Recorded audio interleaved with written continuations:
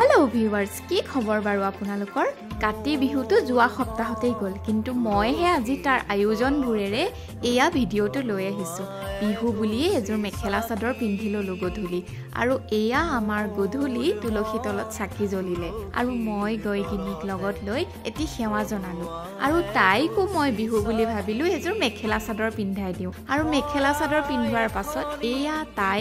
মাৰ লগত গৈ তুলসীৰ তলত শৰাই ভাগ আগবঢ়ালে গৈ আৰু তাতেই তাইক দুকপিমান ফটো উঠাই ললো আৰু এয়া চাওকচোন মেখেলা চাদৰজোৰ পিন্ধি তাইৰ কি যে দৌৰা দৌৰি মুঠতে মানে তাইৰ সময় নাই ইফালৰ পৰা সিফাল দৌৰি ফুৰিছে আৰু শেষত গৈ তাই মাৰ লগত গোসাই ঘৰতো চাকি দিলে গৈ আৰু গোসাই ঘৰৰ শৰাই ভাগো তাইয়ে আগবঢ়ালে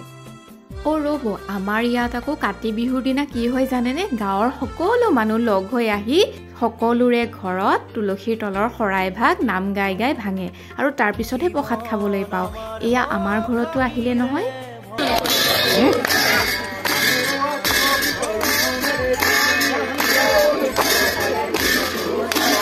আজিলৈ সামৰিছো